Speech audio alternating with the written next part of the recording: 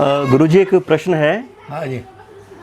ये गढ़ सिंह राठौर हैं, हाँ। बीकानेर राजस्थान से। अच्छा अच्छा।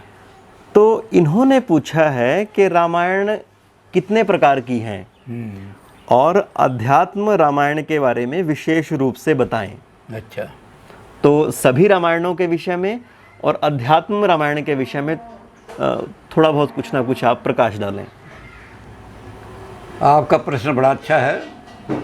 वैसे तो तुलसीदास जी ने एक लिखा है, रामायण शतकोटि अपारा। रामायण इतनी है, राम कथा इतनी लिखी गई है, इतने लोगों ने लिखी है, भारत में ही नहीं विदेश में भी, लंका में, इंडोनेशिया में, थाईलैंड में, बर्मा में। तो रामायण हर जगह जहाँ जहाँ भी भारतीय संस्कृति गई है वहाँ राम को नायक बना करके राम की कथा बहुत लिखी गई है। तो सारी रामायणों का वर्णन संभव नहीं, इसलिए तुलसीदास जी ने ये कह के छोड़ दिया कि सैकड़ों रामायण हैं, शतकोटि अपारा। सैकड़ों का शब्द लगा दिया कि जितनी आपके ज्ञान में आ जाए ठीक है, बाकी गिनना बड़ा मुश्किल है कितने। अब जो रामायण यहाँ हमारे पास प्रचलित हैं, उनको जो यहाँ उपलब्ध है हमारे पास, उसमें सबसे बड़ी पुरानी रामायण तो है ही वाल्मीकि रामायण है। उसके बाद वाल्मीकि के ही बराबर उतने ही महत्व के आदमी, उतने ही ऊंचे कंबन ऋषि दक्षिण में हुए। उन्होंने जो कंब रामायण लिखी है वो उसी स्तर की है जिस स्तर की हमारे यहाँ वाल्मीकि रामायण मानी जाती है। उसके बाद फिर हर प्रांत में रामायण लिखी गई। मिथिला में मैथिली रामायण है बड़ी तकड़ी, महाराष्ट्र में भावार्थ रामायण चलती है, बंगाल में कृतिवास रामायण चलती है। तो ऐसे बहुत सारी रामायण है, एक नहीं है। हिंदी में बड़े रामायण का बड़ा प्रचार है। खड़ी बोली में राधे श्याम की रामायण चलती है। मलाया की भाषा में वहाँ भी रामायण, मलयालम की रामायण है। तो सब जगह हर प्रांतों के अंदर, पंजाब में गुरु गोविंद सिंह ने राम अवतार लिखा, तो राम अवतार को अब लोगों ने नया संस्करण बनाया, गोविंद रामायण। उन्होंने अपने जो 10वीं ग्रंथ है उसमें राम अवतार की कथा बड़े विस्तार से लिखी, तो उसका उसमें से निकाल लिया है, क्योंकि अब राम का और भी ज़्यादा प्रचार हो रहा है, तो गोविंद रामायण के नाम से उसको। तो ऐसे ही हमारे शास्त्रों में अध्यात्म रामायण का स्थान बड़ा ऊंचा है।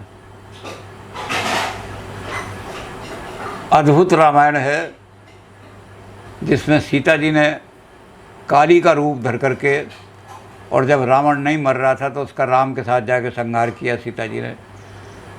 हनुमान नाटक है बड़ा भारा। तुलसीदास, उन्होंने कालिदास जी ने रघुवंश लिखी है।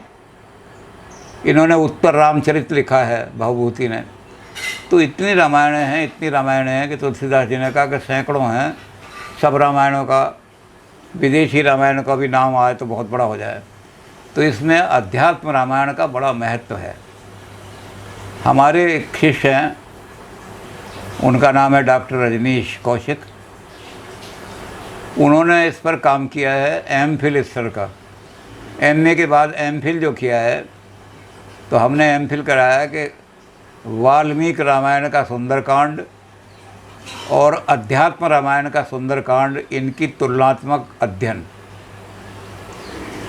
बहुत सारी चीज़ें ऐसी हैं जो अध्यात्म रामायण, क्योंकि अध्यात्म रामायण ज़्यादातर राम को ये मान करके चली है। विश्वास इन्होंने, वाल्मीकि ने तो ऐतिहासिक रूप में देखा है, और वाल्मीकि को इस बात से चलिए कि राम भगवान के ही अवतार हैं, इसलिए जो भी काम करते हैं वो मानव की शक्तियों से बहुत ऊपर काम करते हैं।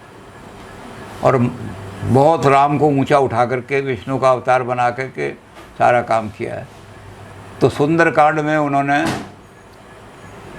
वहाँ तक लिखा है, वाल्मीकि ने जो अपने सुंदरकांड है उसमें विभीषण का आगमन नहीं लिखा उन्होंने। हनुमान जी लंका जला करके आए और राम को आकर के सारा वर्णन किया। तो वाल्मीकि रामायण बड़ी डिटेल है। यहाँ तो हनुमान जी आए, रामचंद्र से थोड़ी सी बात हुई, और जामवंत जो थे, हनुमान जी ने अपनी बड़ाई नहीं की। जामवंत के वचन का जामवंत ने क्या किया कि जामवंत ने अपना रामचंद्र जी को सारा पवन तनय के चरित्र सुहाए, जामवंत रघुपति सुनाए। तो पवन तनय का चरित्र सुहाए, सुहावना चरित्र पवन तनय का, उसका सारा वर्णन तुलसीदास जी कहते हैं। उसका वारण हनुमान जी ने अपने आप डींग नहीं मारी कि मैंने ये किया, मैंने वो किया। तो यहाँ तो इन्होंने कर दिया कि सारा वर्णन जो है वो जामवंत ने किया कि हनुमंत का हनुमान, इसके पवन तनय के चरित्र सुहाए, बड़ा सुहाना चरित्र है इसका। और ऐसा सुहाना चरित्र है कि एक एक बात को हनुमान जी छोटी छोटी बात में कह रहे हैं, लेकिन वाल्मीकि जी ने बड़ा लंबा विस्तार से वर्णन किया है कि हनुमान जी का सारा चरित्र, और वहीं पर सुंदरकांड खत्म कर दिया है। तुलसीदास ने विभीषण को भी लिया है। तो तुलसीदास की रामायण पर अध्यात्म रामायण का प्रभाव ज़्यादा है। वाल्मीकि का प्रभाव इतना नहीं है जितना अध्यात्म रामायण का प्रभाव है। अध्यात्म रामायण साइज़ में तो छोटी है वाल्मीकि के मुकाबले में, क्योंकि वाल्मीकि बहुत विस्तार से लिखते हैं जिस घटना को ही लिखते हैं, लेकिन महत्वपूर्ण बहुत ज़्यादा है। अब जैसे मैंने कहा कि उसमें महत्व ये है कि तुलसीदास जी ने मोस्टली अपना सारे सुंदरकांड में जो वर्णन किया है वो ज़्यादातर उन्होंने अध्यात्म रामायण से लिया है, वाल्मीकि से कम लिया है।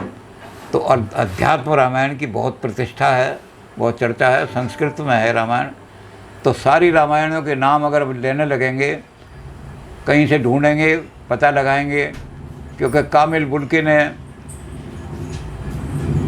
जो राम का सारा वर्णन किया, राम कथा का, उसमें विदेशों की सारी रामायणों के नाम भी लिखे हैं। तो कामिल बुल्की की किताब उठाएंगे तो उसमें से सारी कि मंगोलिया में इस्लाम से रामायण लिखी गई, थाईलैंड में इस्लाम से लिखी गई, तो वहाँ के नाम भी सारे मिल जाएंगे। तो रामायण, इसलिए तुलसीदास जी की बात कि रामायण शतकोटि, तो शब्द उन्होंने लगा दिया कि गिनती नहीं हो सकती इसकी, सैकड़ों, शतकोटि अपारा। अच्छा गुरु जी, इसका जो नाम है वो अध्यात्म रामायण क्यों है? नाम अध्यात्म क्यों है? वो तो जो लिखने वाला अपनी किताब का कोई भी नाम रखे, उसमें अध्यात्म ज़्यादा है, आध्यात्मिक पक्ष ज़्यादा लिया है, राम को विष्णु का अवतार मान करके। तो अपनी किताब का नाम आदमी कैसे ही लिख सकता है? वाल्मीकि ने अपनी रामायण का नाम शुरू में जो रखा था, वो रखा था उन्होंने वैदेही चरित्र। सीता का कितना बलिदान है, सीता ने कितना त्याग किया है शुरू से आखिर तक, वैदेही चरित्र लिखना चाहते थे। लेकिन नारद ने उनको कहा, कौन वस्मिन् सांप्रतम लोके गुणवान कस्य वीरवान। उन्होंने कहा इस आज के युग में ऐसा आदमी बताओ जो वीरवान होते हुए भी, फिजिकली तकड़ा होते हुए भी, क्योंकि जब आदमी तकड़ा हो जाता है तो उसके अंदर गुणहीन हो जाता है, इधर से मारा लोगों को, उधर मारा। तो ऐसा आदमी जो गुणवान होते हुए, वीर्यवान होते हुए गुणवान भी है, और जिसके गुणों की चर्चा नहीं कर सकते, तो उन्होंने फिर वो रामायण को कहा कि इसका नाम राम का चरित्र रख दो। नहीं तो वो अपने, तो किताब का नाम आदमी का कुछ भी रख सकता है। हम अपने किताब का नाम रख दें तुलसी चरित्र या कुछ भी रख दें, जैसे अब लिखी है इन्होंने किताबें जो लिख रहे हैं अमृतलाल नागर ने, मानस का हंस, तो उन्होंने अपनी किताब तुलसी दास के चरित्र का नाम मानस के हंस रख दिया। तो अध्यात्म पक्ष बहुत ज़्यादा है अध्यात्म रामायण में।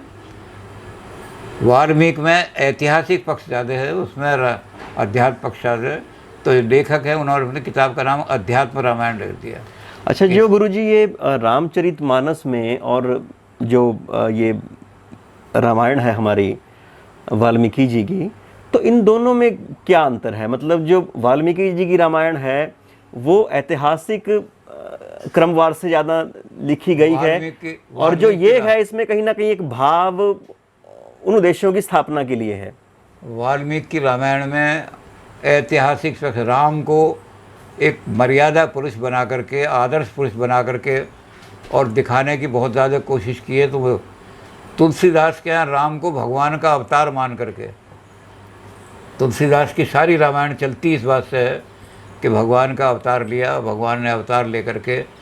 तो वहाँ कहीं कहीं ऐसे उद्धरण आ गए हैं वाल्मीकि रामायण में, बहुत कम जगह, जिनसे ये अनुमानित होता है कि वाल्मीकि जी मान रहे हैं कि राम में कोई देवी शक्ति है।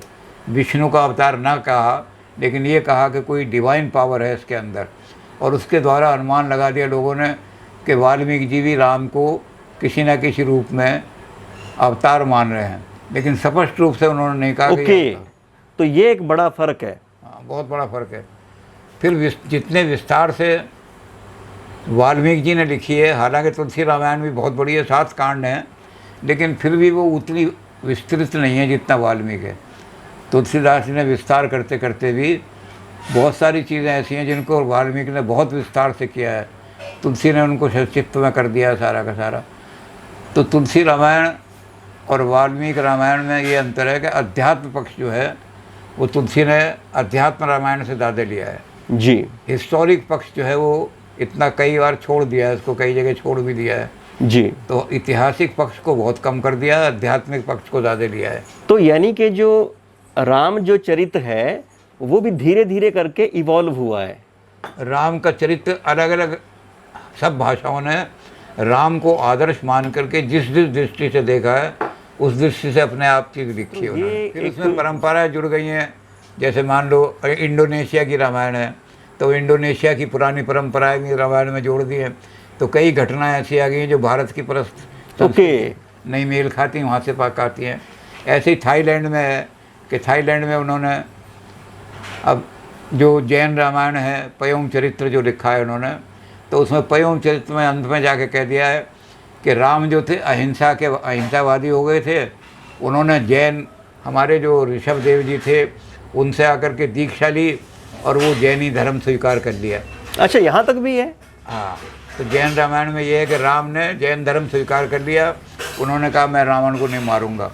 और लक्ष्मण जो थे वो उन्होंने जैन धर्म स्वीकार नहीं किया, उन्होंने हिंसा की, इसलिए लक्ष्मण जो हैं वो अनादिकाल तक जब तक ये दुनिया रहेगी वो नरक में ही पड़े रहेंगे, लक्ष्मण वहाँ से नहीं निकलेंगे।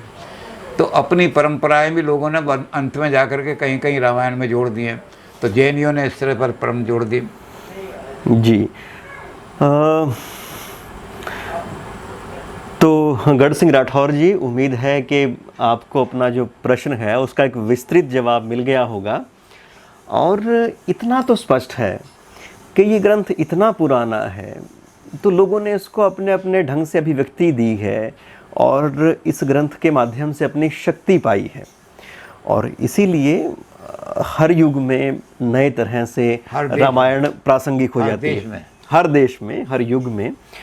तो ऐसे ही आप जो वीडियोस हैं वो देखते रहिएगा, जो शंकाएं हैं, जो जिज्ञासाएं हैं वो भेजते रहिएगा।